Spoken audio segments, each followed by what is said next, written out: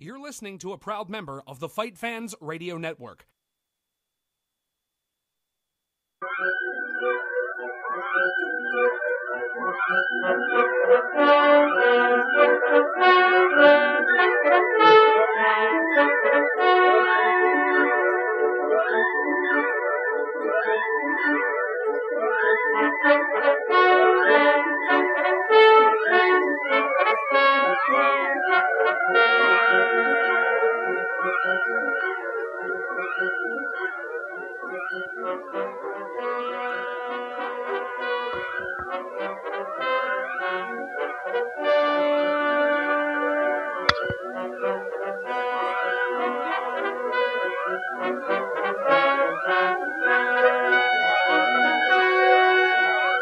Yes! Yes! Yes! Cut the damn music. That was my Daniel Bryan, guys. I'm sorry. That was my Daniel Bryan. That was my Rick Rude. Hello, everybody.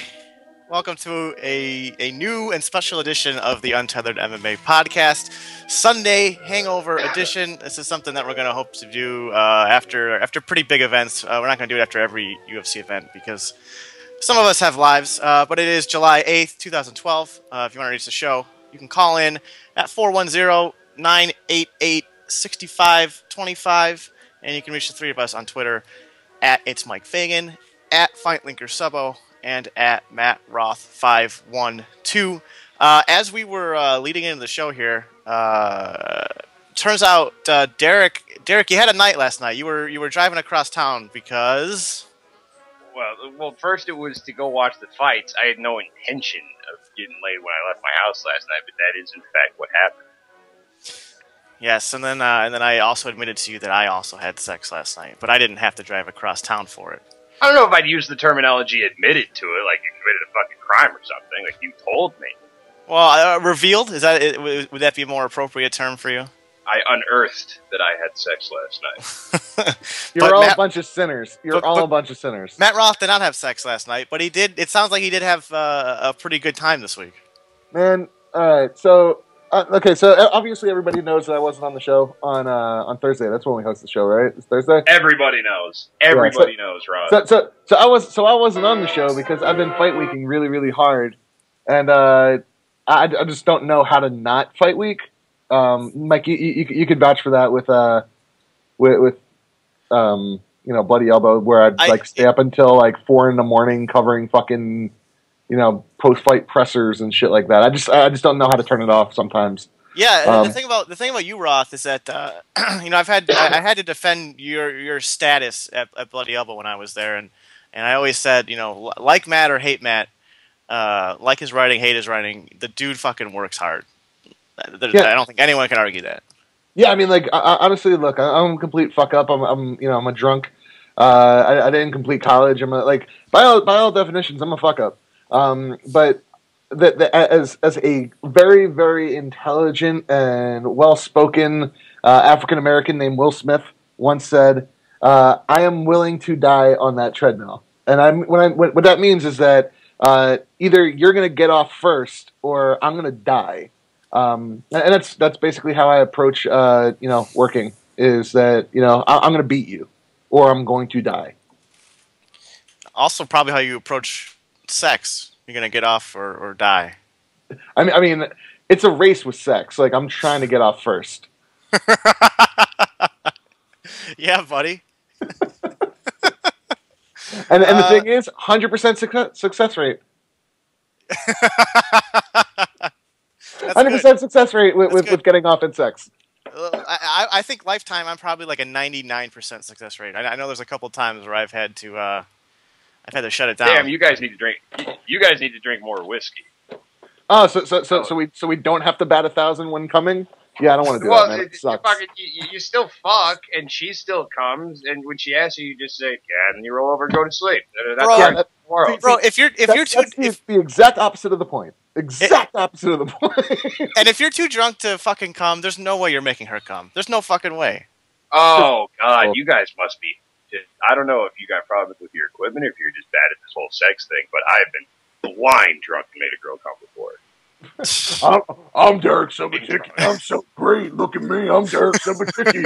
I drink whiskey. My dick isn't a wet noodle. Hey, if you're wondering whether or not Roth got any last night, that's your answer. Oh, what? That instead I was actually working and getting to see the greatest fight of all time that everybody wanted to see for free while you were sitting home. Yeah, I think I'm going to be taking that one over what you did, man. No, I went to the. Okay. See, so you're really stoked. It's fight of all time too. Derek Silva-Ticky is really stoked about banging some broad with no teeth, straight up redneck from Colorado, instead of actually being in Vegas and getting paid to actually work in MMA. Yeah, I'm sorry, man. My name's Derek Silva-Ticky. I'm the best. I'm the greatest. I think the Derek Silva-Ticky voice has got to be a thing now. Oh man, it's the best voice, right? Roth, you alluded to. I'm gonna transition right here. You alluded to seeing the fight for free. You were telling me last night on IM, and I sort of revealed it on Twitter to people. You estimated there was around 400 people, media working the event, and only 150 of them actually working. Yeah. So when there's a lot of international media. And then, you have people that like radio shows that, not like our, rinky-dink podcast, but like, the dudes that work for CBS Radio. But, if you're a radio guy, you don't have to do anything, you don't have to do any writing. You're not doing play-by-play. You're not doing post-fight interviews. It doesn't matter to you. So there was like, of the 400 people, and I would say, fair assessment, including the photo and video guys that like are doing editing and stuff like that, maybe 120 to 150 were actually working last night. The rest were just hanging out. And most of the Brazilian media were straight up drinking and partying. I had beer. I had beer spill on my back. I actually tweeted this last night too at the post-fight presser. I sat down next to like some old dude who I guess like works in Las Vegas for a newspaper. He was sleeping. He was sleeping on press row. like head on his chest, like straight up like snoring. And it was the most amazing thing. And I took a picture, and then like 50 other cameramen started taking pictures of the guy because it was like the greatest photograph ever. Because he's sleeping at like one of the best press. Did you watch the presser? I kind of like was in and out. You were having sex. I gotcha. No. Well, kinda. Yeah, I watched half of it this morning. So like, it was a pretty entertaining presser. Like there was a lot going on, and somehow this guy fell asleep. It was amazing. The guy fell asleep. Speaking of me having sex last night, it sounds like my dad's going to be calling into the show in a second here. I wonder if your dad had sex last night. Maybe, I don't know. But he was at the event last night, so hopefully we'll get his perspective from I believe the second to last row at the MGM Grand Arena. Overall, though, Matt, I kind of want to get your opinion because you were there. The show just kind of had a really weird vibe to it. Really, all of the fights leading up to the main event, outside of maybe the McKenzie fight, the Chad Mendes-McKenzie fight, which ended real quick. And I guess the Maya fight, which I guess was a super weird ending. But all of them weren't really that great, and they also kind of this weird feel to them. Did you get that feeling in the building? No. I mean, the undercard sucked. Let's be honest about that. The prelims were horrendous. That Easton and Menjivar fight, I'm not talking about. Like, you can ask me about it. I'm never going to talk about that. I already wrote that. I'm never going to talk about it again. Never going to talk about it again. I just don't want to remember that because that was the worst fight in the world ever. History of fighting, history of the world. Horrendous. After that, I was super entertained. The one thing which I always thought was just like hyperbole, also known as hyperbole, is I just never understood when people said it's absolutely electric in here. I just never understood that phrase. It's just a phrase to me. It seems like a platitude that it's made up. Like cool. Like the place is absolutely electric.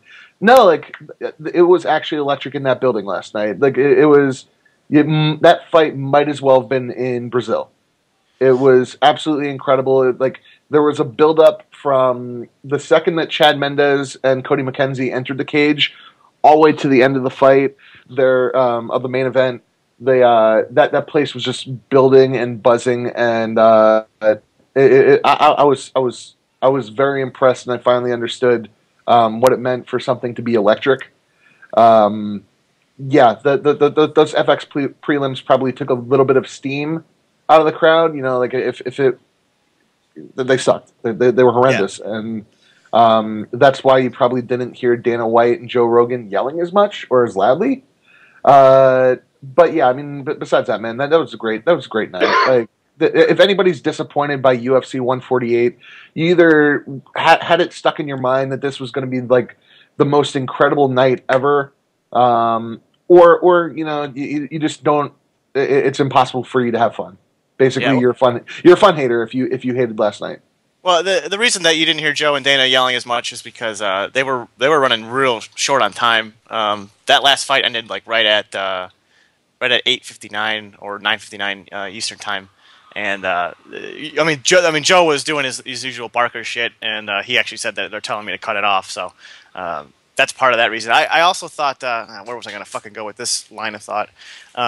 It was interesting too because everyone seemed to agree that the prelims really sucked and were sort of a drag, and that's I had a buddy over last night for the fight, and we both were more involved in our Twitter and Facebook and all that shit than the fight. But it was really nice. After the Kung-Lee Patrick Cote fight, my friend turned to me. He's like, "Is it only Ortiz, Griffin, and then the main?" And I was like, "You know what? I think you're right." And because a lot of times you'll get that last couple fights, and you're like, "Oh shit, the main event's got to be coming up after this next fight," and then there's still like 2 or 3 more left. So that was a nice little. As slow and drab as the prelims were, it seemed to sort of pick up speed in the main card. Derek, you were at a bar last night.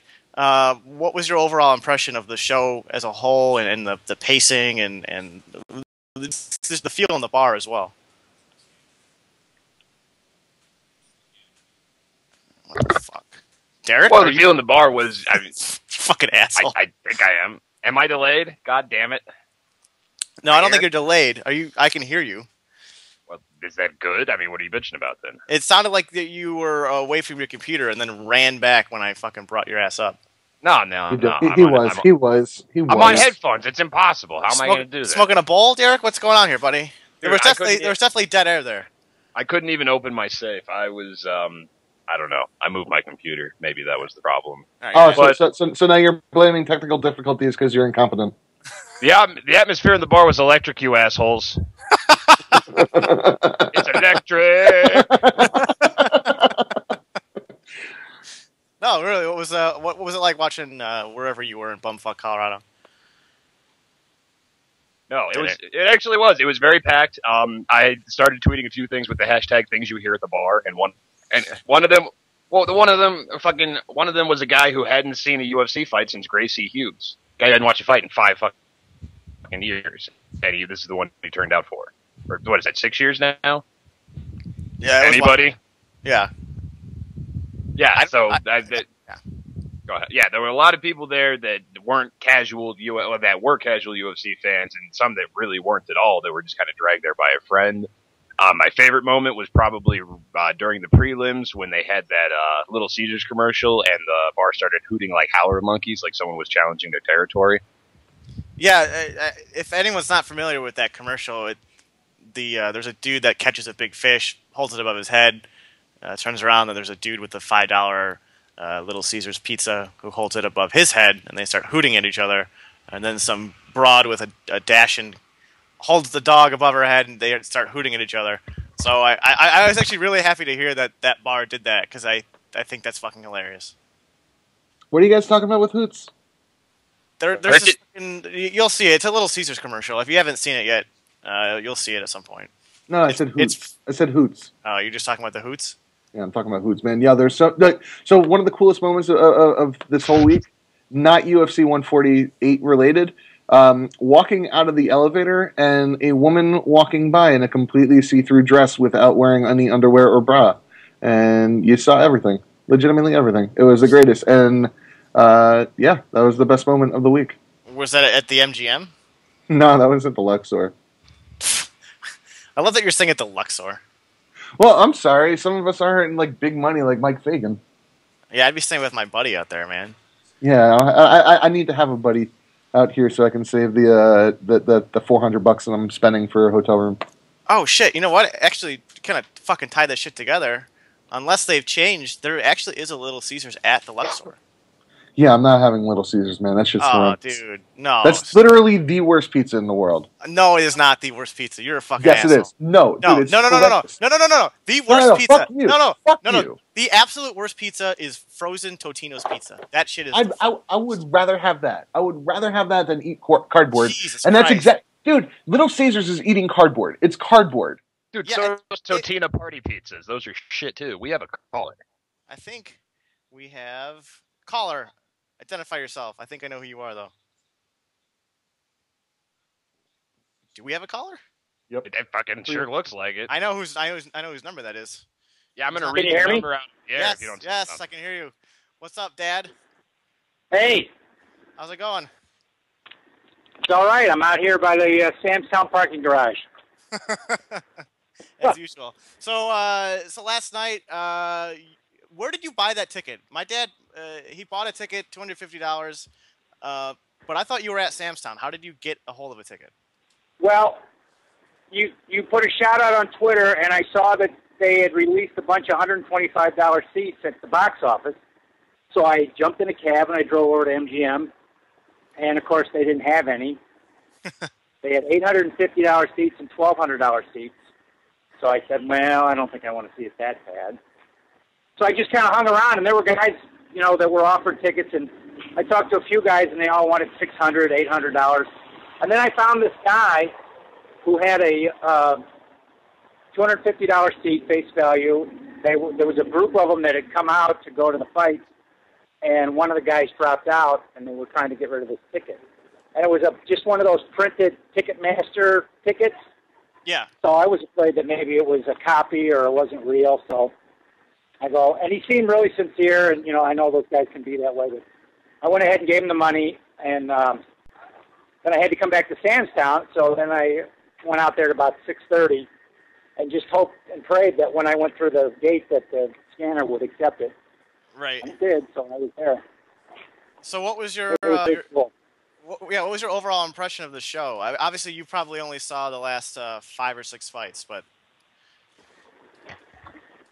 yeah, it was very interesting, especially when they started to when they got to the Griffin Ortiz fight.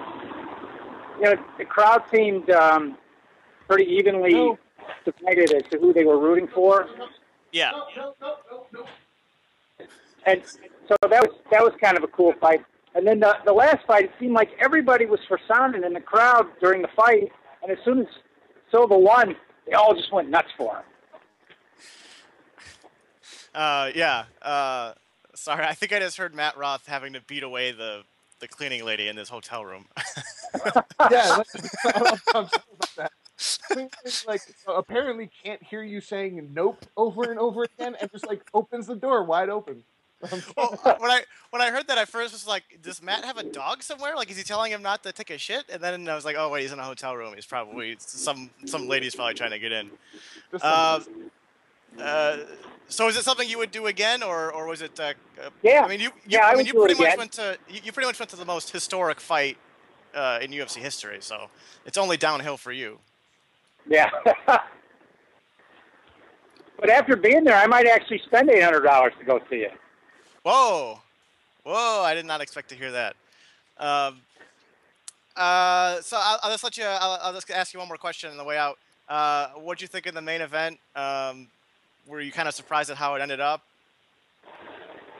Yeah, in the first round, Silva was on his back the whole freaking round, and then I didn't even see what happened. All of a sudden, Sonnen was down, and then he was beating on him. I didn't see the punch that took him down. Yeah, we're gonna talk about that in a few minutes, but yeah, thanks for calling in. I hope you have a good time out in Vegas. When are you coming back? I come back Tuesday. All right. Well, I'm here all day tomorrow with nothing to do. Well, don't get yourself into too much trouble. Yeah, I'll try. I think there's some pinball machines on Tropicana that got your name on it. Yes, I know those. I gotta go back to work. All right. Have a good one. Yep, see you later. Have a good one.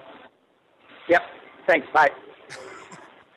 Well, thank you for obliging me there, gentlemen.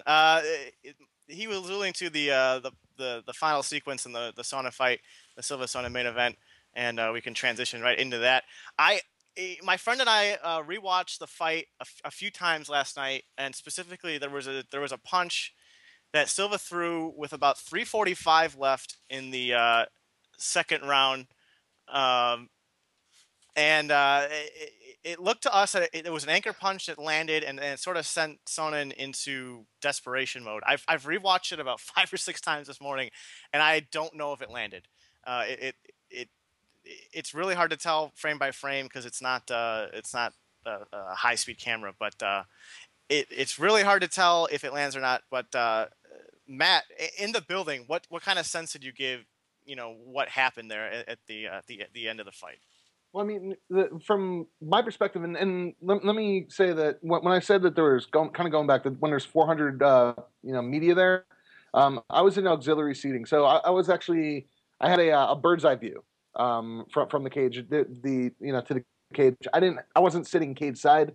I was sitting right below the Fox Sports set or the Fuel TV set. Like I was looking down on the cage. So what I saw is that the end sequence was Chael attempted to get a takedown against the cage, and that was when Anderson was grabbing his shorts.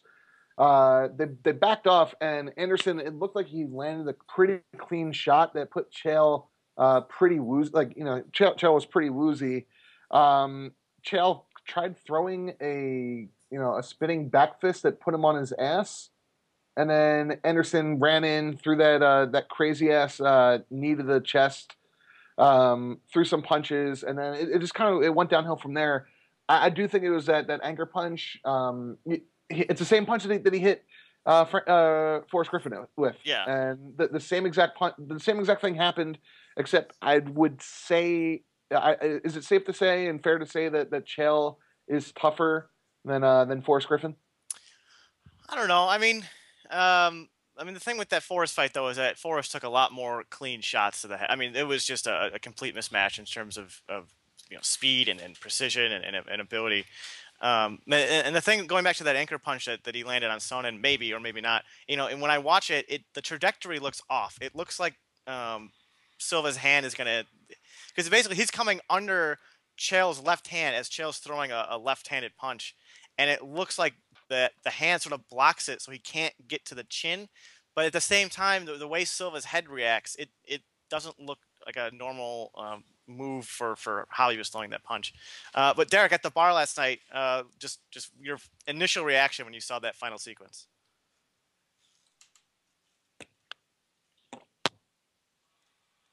Oh boy, Derek, you son of a bitch. All right, I guess Derek is dead. Make sure that my computer sounded good. The thing has been off and on all night. I feel like this is okay now. How about now? Yeah, I can hear you now. I'm literally watching my network stream, and it goes from 5 megabytes a second just down to nothing, like for no reason. So I don't know what the hell's going on right now. Yeah, you sound a little wonky as it is. Did you hear my question to you, sir? All right, Derek, you fucking asshole. But I'm just God. Where the fuck are you? Oh, I hate you so much right now. For everyone at home listening, Matt Roth is in my house. I'm doing the same thing we always do. Oh my God, you're right here. You are the worst. Matt Roth is in the shitter right now, and who knows how long he'll fucking take. Yeah, Derek, hang up on your fucking computer and call on your phone. I'm gonna keep talking until I see that Derek's back on. So the other big issues, it was really funny to see at the beginning of the fight, Anderson blatantly greasing his chest. I mean, it was, I believe he did it before another fight. I don't know if it was the Maya fight or what, but I know there was another fight where it was shortly after the It might have been the first Sonnen fight. I don't remember, but it was after the St. Pierre Penn debacle with the Vaseline. But it was pretty blatant. I mean, it wasn't just one wipe and sort of rubbing himself down. He was just going back to his forehead and his face and just continuing to wipe himself down. Fortunately, and I pointed it out right away on Twitter, fortunately, Yves Levine caught it, or someone in the Nevada Commission caught it and brought it to Yves' attention, and he wiped him down before the fight. Derek, are you back? Yeah, I'm back. All right, you sound a lot better now. All right, I was asking you for your initial reaction, at that final sequence in the main event. What you thought happened and what you thought, because it looked to me that Silva landed an anchor punch that sort of set Sonnen off. Right, and that was not clearly apparent live from the bar. It just kind of looked like a scramble. It still isn't clearly apparent on replay either. I still don't know what exactly landed. Well, yeah, but what I'm saying is when you're looking from the bar, that kind of suicidal spinning back fist that ended up putting Chael in the position that ended the fight looks like it came out of fucking nowhere. It looks like there's absolutely no build-up for it, that he just threw it out of nowhere because a takedown attempt failed. Yeah, and the other thing, too, there was a GIF of it that I saw, and I also kind of saw it when I was watching on my DVR this morning. As Sonnen's throwing that spinning back fist, Silva has his left knee out, and it looks like it clips Sonnen. I don't know how much of it. It looked to me that Sonnen was so off balance as it was that he was probably going down anyway. But there's an argument there that Silva aided him in putting his ass on the mat. The interesting thing I thought too was when Sonnen went down, and this is sort of why I give credence to something leading up to it, kind of throwing his brain scrambled. When he went down. And I want to get your opinion on this, Matt, being live in the building. When he went down, he didn't have any sort of urgency to get back up, and that sort of surprised me. In which time did he go? Which time are you referring to? Because after he threw the spinning back fist and he landed on his ass, he had Silva closed the distance pretty quickly, but it looked like Chael had enough time to roll out of the way or try to scramble to his feet, and he just sort of was resigned to sit there, and then that's when Silva threw the big knee to the chest. Yeah, I mean, we've seen that punch take the will out of other fighters, and it's happened in boxing too. That was Ali's one. Muhammad Ali's favorite punches was the anchor punch. You don't have to hit with a ton of power, but I mean that sucks your will out. And it looked, from my perspective, it looked like when he threw that spinning back fist, he landed on his ass and he just kind of sat there. Like, it looked like he posted up and he was just like, "That's it, game. I'm done. I got nothing. Like, this sucks. All right." Like, it just seemed like that was pretty much missing that spinning back fist. He gave up. And I mean, I don't want to say anything. Like, we if you want to go read a bullshit post about Chael Sonnen, go to bloodyelbow.com. They have one up right now, and it's complete horseshit. But I don't want to call him a quitter and say that but it looked like after that punch landed and after he missed that spinning back fist, he just had nothing. And, he just mentally, he just checked out, and that was it. He couldn't get the takedown. That was it. Couldn't land, and he just landed on his butt and sat there. Yeah, the article Matt is referring to, I woke up and saw this on my Google Reader. UFC 148 results. Second place Sonnen found a way to lose. I can let you guys all guess who wrote it. My thing is, for a guy who won a very dominant first round against the best fighter in the world and then got fucking, Silva went Silva on him in the second round. I don't know. I always have a hard time calling a guy or saying that a guy found a way to lose when he's fighting the best fighter in the world and finds himself on his ass and getting punched on. Yeah. No, I want to quickly jump in on this because of the media coverage now in the aftermath of the fight and how it works out pretty positively for the UFC, because you had the whole testosterone angle in the first fight and the rib injury. If Chael had come out and won last night, then instantly we'd be talking about a third fight between the two of them. We'd just be getting that hype machine re-kicking again. We'd be asking whether or not Anderson Silva had lost a step, whether he was injured, or whether Chael, whether his ratios were in order. But now that Anderson won, aside from this occasional bullshit piece on Bloody Elbow that you get, the media recollection of this card is basically going to be an appreciation of how truly great Anderson Silva is and has been. And that's a much more positive thing to draw from one of the biggest events in UFC history as opposed to the other one.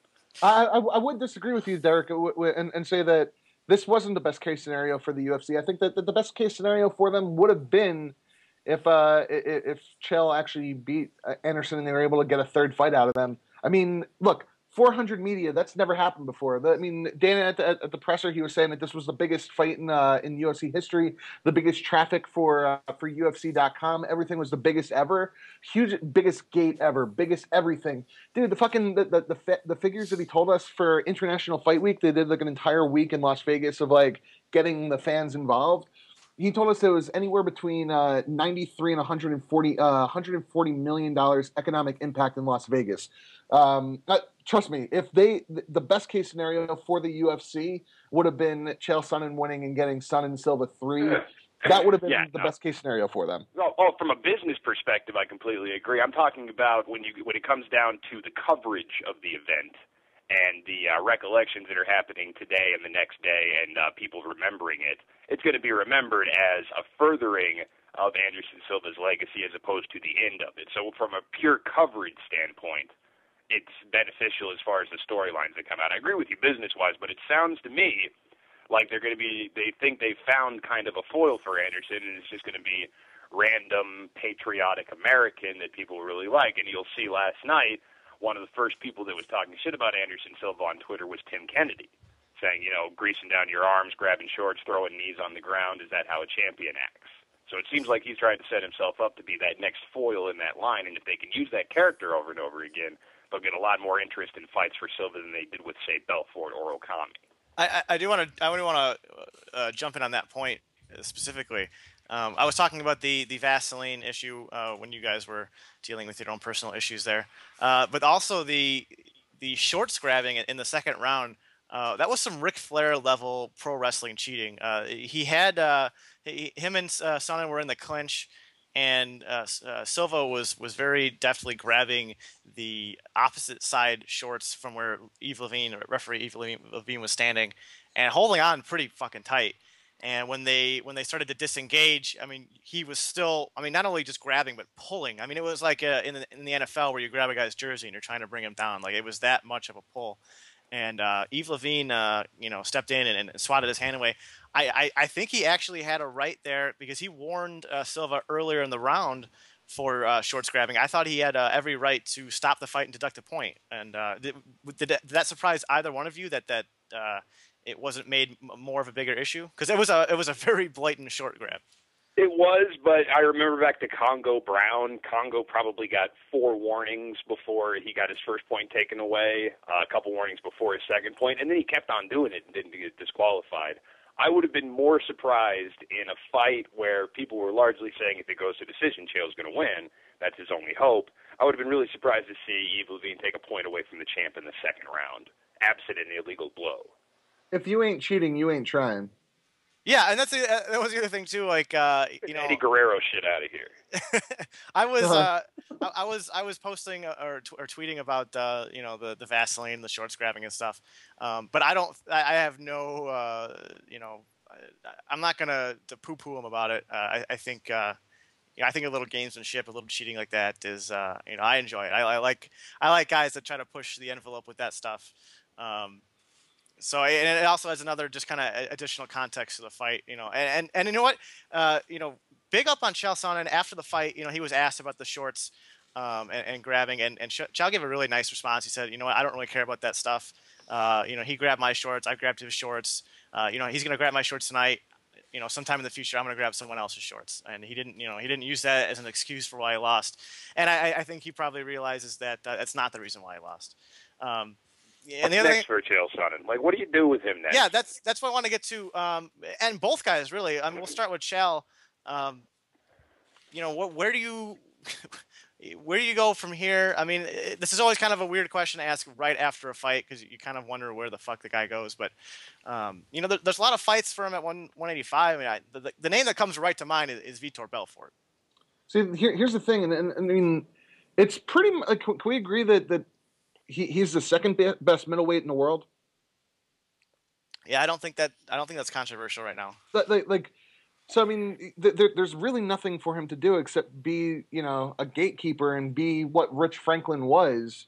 Supposedly, the rumor that I was hearing was that after GSP's next two fights, they're probably going to have him do Condit and then that Diaz fight.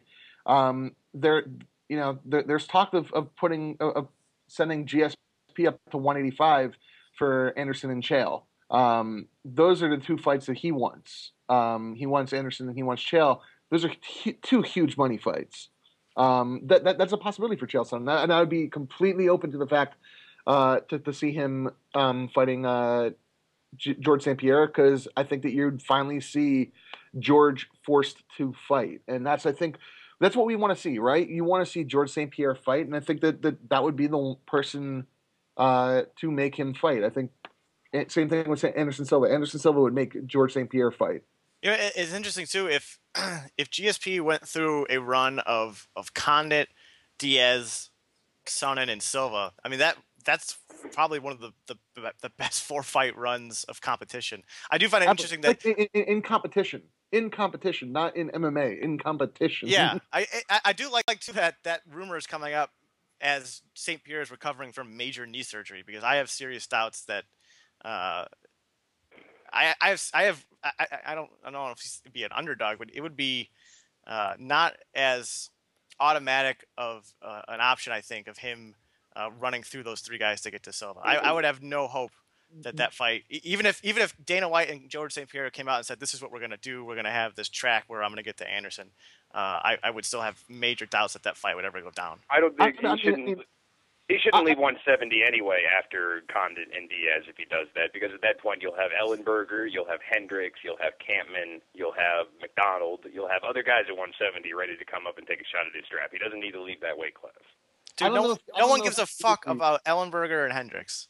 I don't know. Everybody gives a fuck about Hendricks. People love Hendricks. Guy that George St. Pierre couldn't beat in 25 minutes, Hendricks knocked out in 13 seconds.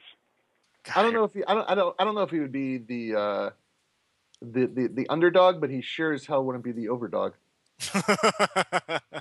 the all elusive overdog in MMA. That was all I was trying to say. I was only trying to say that, and you guys kept fucking ruining my comedic timing. You guys are assholes.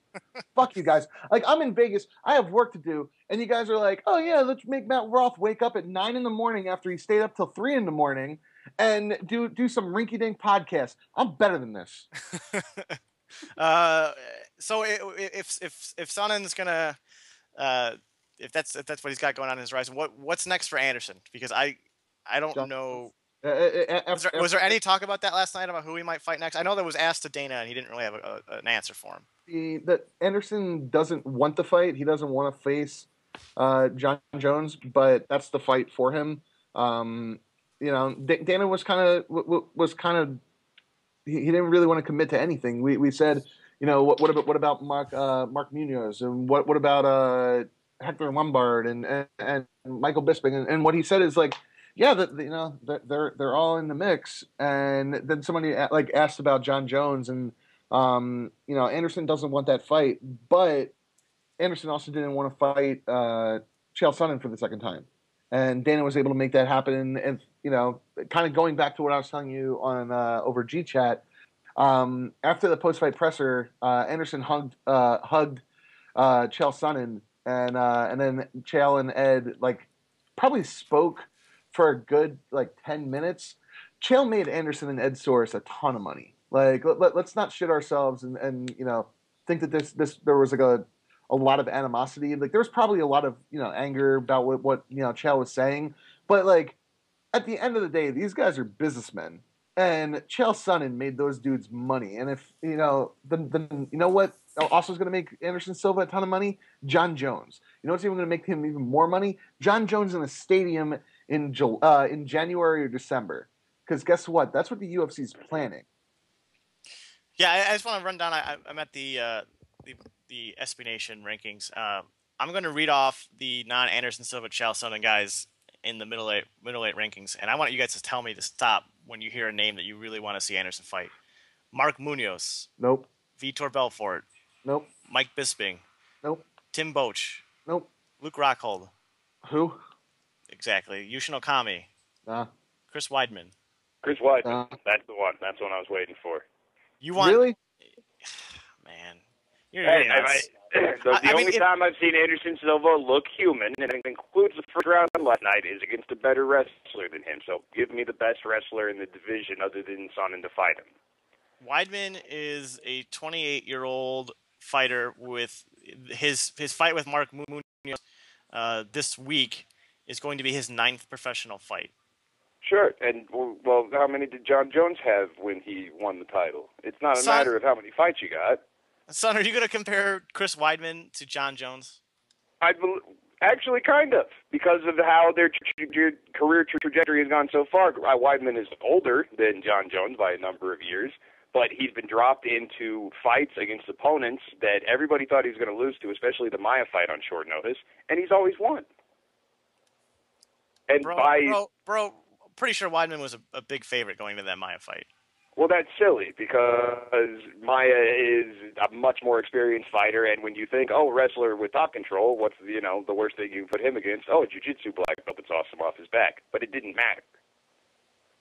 Yeah, it's because Demian Maia fell in love with his shitty striking. Well, that's not what happened in the no, and that's what happened in his career. That's what happened in his career. He found out that that he could throw punches really poorly, and he loved it. Yes, yeah.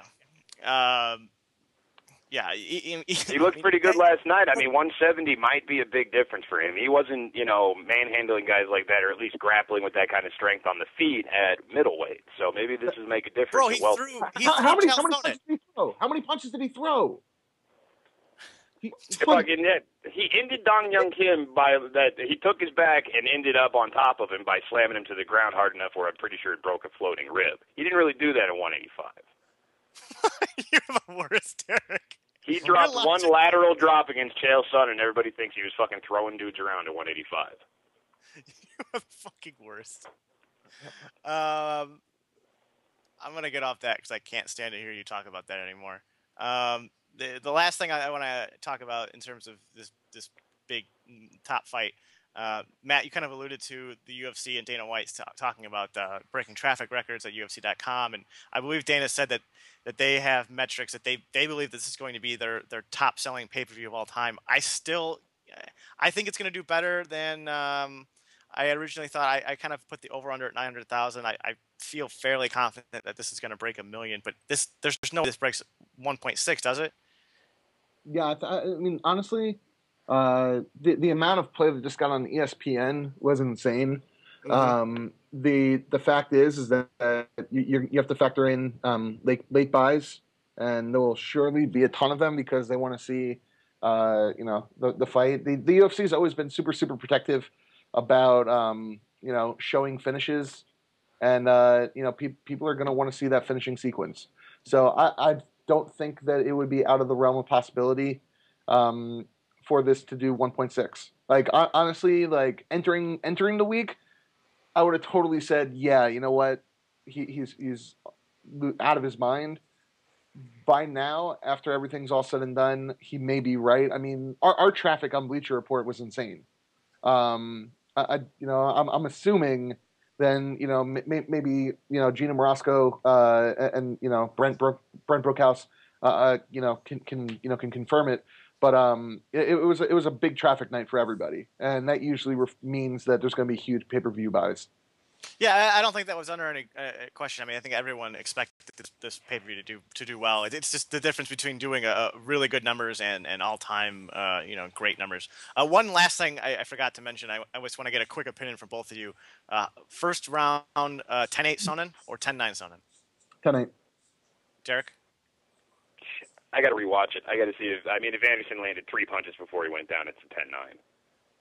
Well, according to Fight Metric, he landed 0 punches. In that case, it's a 10-8. Okay. I like that concise answer. We'll move on to the co-main event. Right off the bat, we'll just keep going with the scoring thing. How did you guys score the fight? Which one? The Griffin Ortiz co-main. I gave it 29-28 for Tito. I think that he landed the more significant strikes. I counted that third round hook that put Forrest on his ass as a knockdown. And you know, when you get 3 takedowns and 2 of them are actually for significant portions of a fight, I think that's enough to win. You know, rounds 10-9. Forrest obviously won the second round 10-9. And Derek? Yeah, I had the same scorecard, but then again, my judging radar was fucking off last night. I had I disagree with a number of decisions, and I judged a number of fights in a different way than the judges did. So maybe I should just toss that out for the evening. Yeah, it was an interesting fight to score. I had it for Griffin. I really have to go back and rewatch. I definitely gave him the last 2 rounds. The first round was close. If you look at the fight metric numbers in the fight, and again, you know, people have this idea that the who the fuck was that? The numbers, the numbers are you know, all you need to look at. But you know, as Matt said, you have to watch the fight and see the context of how these punches are landing and stuff. But if you look at the numbers in the first round, and I'm just going to look at significant strikes here. Griffin outlands Ortiz 24-17 in round 2, 36-20 in round 3, 25-12. And then Ortiz scored 3 takedowns, 2 in the first round, 1 in the last round. And then if you look at the overall punch numbers, it's even more of a disparity for not so much overall actually, but you know, Griffin still holds an advantage in total strikes as well. Yeah, it was a difficult round to score, and I think it really, you know, not that anyone was really surprised by it, but you know, after seeing 9 rounds of these guys, it's a real good case of styles make fights, and these 2 styles are really, I don't want to say put on great fights, but they put on competitive fights. You know, Forrest has got that high volume style that he likes to throw a lot of punches and kicks to kind of overwhelm people, but doesn't have the greatest takedown defense, and Tito's able to take advantage of that and do his thing as well. I mean, it really does speak to maybe how good Tito Ortiz is, and honestly, think about let me explain myself. Where Tito's 37 years old, and that was arguably a draw. There was arguably a draw last night. You then had the first fight where Tito beat Forrest. Forrest is still younger and bigger than Tito. And then the second fight, which was also really, really close. I mean, we all talk about Tito Ortiz's losing streak. Dude is still really, really good. And you know, besides the top tier of the division, and when I say top tier, I mean the Machitas. I mean, you know, the John Joneses, the Rashad Evans, and Shogun Huas, and Dan Henderson. The guy really can be competitive with anyone else in the division. Really, and like even at 37 years old. So he's retiring basically because he feels his body's falling apart, not because he can't remain competitive. Sure, he's losing, but he's looking really, really good in those losses. Yeah, I look back at his last 2 fights, or last handful of fights.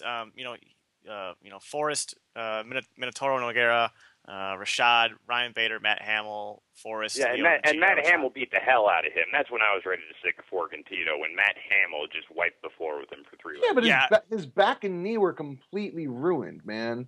He had a cracked skull, too. I think he might have been pregnant.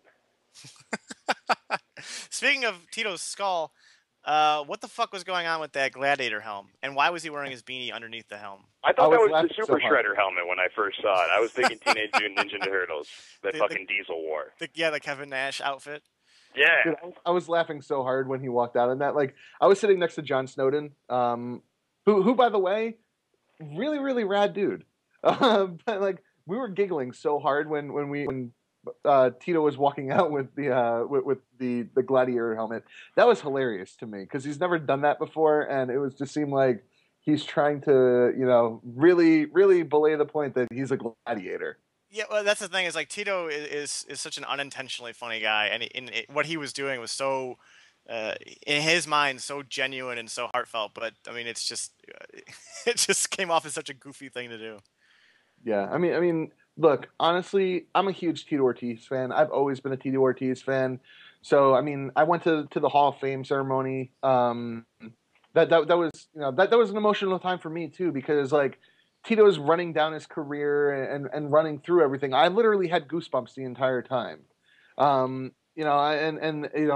the presser, I shook his hand and I said, "Hey, thanks for everything. Like, thank you for all the memories." Like, I'm a journalist. I probably shouldn't do stuff like that. Like I say journalist in quotes because I still look at myself as being a 27-year-old drunk. Apparently, I am a journalist when I'm credentialed and on press row. I shook his hand and I said, "Thank you, thank you for all the memories." Like, honestly, Tito Ortiz retiring, that's the end of an era. Like, there's that's the end of the golden age for the UFC. That was the last guy. There's no more Chuck Liddell. There's no more Randy Couture. There's no more Tito Ortiz. Is Matt Hughes fighting again? No, I don't think so. BJ Penn looked really, really overweight, and he's pretty much checked out. The golden age is over, guys. Like the guys that we were watching when we were coming into the sport, they're walking away, and it's a really, really sobering thought that you see. These guys walk away, and that was part of the reason why I wanted to come to this fight, was to see Tito Ortiz fight for the last time. Yeah, I think it's pretty well said there, Matt. I do want to get both of your takes too on Forrest and how he handled the fight at the end of the post fight. He left the cage similar to how he did against Anderson Silva, although I thought it was odd because I had him winning the fight, and then his odd action of grabbing the mic from Joe Rogan and interviewing Tito, which Tito was extremely upset about in the post presser. Was he really? I didn't catch the post fight press conference, but Tito was like bitching about that. Well, I think someone asked him about it, and he's like, you know what, it really pissed me off because my first fight I had Joe Rogan interview me, and I told him I was going to make a big mark on the sport, and it took away from in his mind, it took away from his moment, and he wanted to have that. I do think it was weird too that even after Forrest pulled that stunt, that Joe just didn't interview Tito anyway. I thought that was a little weird. So yeah. Go ahead, Matt. From my perspective, at the time, I was completely okay with Forrest interviewing Tito. I thought that was a nice way to end that rivalry and close it out. After kind of thinking about it and getting a chance to actually sit at that presser, I think that Tito was right. Look, I mean, that was Tito's moment. Forrest won and whatever, but really that was Tito's moment. Tito was the one who should have been interviewed last. There should have been another goodbye to the crowd with Joe Rogan asking him about the fight and about his career. There should have been an actual legitimate moment. That's the last time you're going to see the Huntington Beach Bad Boy in the octagon. And Tito was pissed, and Dana was pissed too. Dana was pissed as well. He I think he said, like, look, if you think that you're gunning for Joe Rogan's job, you better fucking get, like, you're completely wrong. You're not going to have that job. You can't pull that bullshit. Like, Dana was just as pissed as Tito. Forrest ended up apologizing. He said, look, I don't know what I was doing. If I could take it back, I would. And I'm really, really sorry for trying to steal. If you thought I was trying to steal your moment, it was really completely about respect. Because we've had 3 fights that are essentially draws. Yeah, it was tough. That's the thing about it too, is that it was tough to tell, especially knowing Forrest and his sense of humor and how he thinks about things. It was really hard to tell if that interview was a genuine kind of goodwill moment from him, or if he was sort of mocking Tito in a sort of backhanded way. I at the time, again, I thought that was a genuine moment. But I mean, I agree with Tito. I mean, like, look, and as you said, there's 2 different ways you can look at that. He may have been mocking Tito as just like the same thing as Anderson saying, "Hey, Chael, you can come over for a barbecue." Like that may be like a really, really mocking moment, and that's why it shouldn't have happened. Like Forrest shouldn't have been in that position. Tito shouldn't have had to be in that position, because I'm sure that was super, super, super awkward for him. Yeah, the funny thing about that Anderson Silva line too. I mean, first of all, Chael. It was funny because Anderson dragged Chael over into the frame, and Chael looked like he wanted to be anywhere else but right there. But he cracked a smile when he heard the translation from Ed Soares. And then I read later, someone on Twitter, some Brazilian on Twitter said that Anderson actually said you can come over to the barbecue and my wife will cook you a steak. So even went kind of further above and beyond just sort of inviting him over to his house. Roth, I asked this to Derek on Thursday, and I kind of want to get your take just real quick on this. How do you view Tito Ortiz's legacy now that his career is at a close? I mean, as a fan of Tito Ortiz, he's one of the best ever. I mean, you look at everything that he's done in his career. He was the longest reigning with and most title defenses in light heavyweight. He was a guy that, I mean, Dana said it, like he was responsible for some of the biggest pay-per-view buy rates. Like his fights with Ken Shamrock and Chuck Liddell broke pay-per-view records, and the only thing that was really consistent in those is the fact that Tito Ortiz was there. But the way that I look at it is the guy was, he fought for the fans, and I don't mean that in that kind of bullshit like, oh hey, I'm fighting for you guys, like. But the most memorable image that I can remember from Tito Ortiz is after he beat Vitor Belfort and he ran into the crowd and started celebrating with everybody. That's how I want to remember Tito Ortiz, as a guy who, like, if you were walking around Las Vegas, like, he would stop and he'd have a conversation with you. Like, he was a guy that legitimately, he loved the fans. And I think that's how we should probably remember Tito Ortiz, is that, he may not have been, the best fighter in the latter part of his career, but he's also one of the, he's also one of the best light heavyweights ever. He's a true legend, and he's one of the guys that, honestly, I at least for me personally, got me back into the sport. That's how I'm going to remember Tito Ortiz, is probably one of my favorite fighters, and a guy that really did truly fight for the fans and loved the fans at every single part of his career. We're coming up on the hour here. I just want to get your guys' thoughts on the other big featured fight of the night. And Derek, you and I talked about on Thursday that we both thought Patrick O'Tay was going to put a pretty good hurting on Kung Lee. That's not what happened at all. I actually thought Kung Lee looked as good as he could have in that fight. Do you think that's a case of Kung Lee being better than we thought he was, or Cote coming in worse than we had hoped? Well, I fucking hated Cote's game plan, because it was pretty much stand at the distance where you can be kicked, but you cannot punch. And when he did try to throw the occasional body or leg kick, he got Sancho'd right to the fucking ground. I was really turned off by Cote's performance, but at the same time, I can't completely take it away from Kung Lee. It's the first fight he's ever won by decision. He went the full 15 minutes. He did get tired, but not as bad as, you'd expect a 40-year-old man to after 15 minutes of fighting. I still think Kung Lee is kind of a novelty at middleweight. I think this was a winnable fight for him against Cote, even though I didn't. And I don't think he has much of a future left. If anything, I think he'd be smart to just say, I'm going to do movies now. Well, that's the thing, too. There was rumors that win or lose, Kung was going to be put on the China card in November. I guess Dana said that at sometime during the post-fight festivities last night. What kind of fighter do they get to fight him? Is it someone at Cote's level? Do they try to put someone like a Rich Franklin fight on, like a kind of a big fun fight, like a Strikeforce style matchmaking fight, or do they give him someone that he can run through and sort of just kind of pick apart? And who would you want him to see? Things at once, and you give him Scott Smith as a rubber bench. I do not.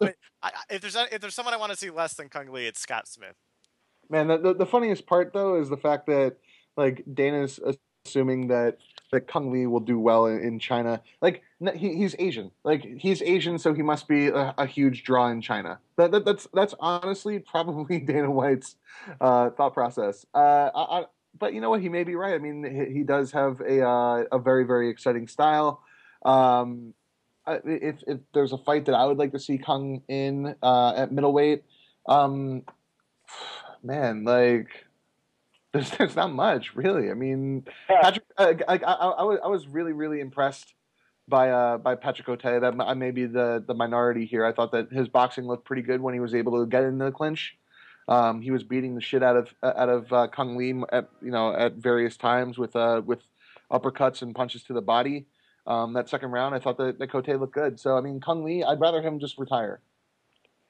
Yeah, and the interesting thing that I found in the fight was, Kung, even at the weigh-ins, looked pretty pudgy and flabby, but Cote did too. And Cote's not a guy who's ever really been known for being that chiseled fighter look. But I wonder how much of the bicycle shorts kind of emphasized the kind of flabby head around the midsection. But yeah, both guys didn't look to be in like super great shape for the fight. I thought Cote was going to come out and be a lot hungrier and a lot more aggressive, that he was going to take it to Kung. And like I said, Kung may be retiring after this, and Cote still wants to be fighting for a number of years. So I was really surprised by his game plan and how happy he was to just stand around and get kicked.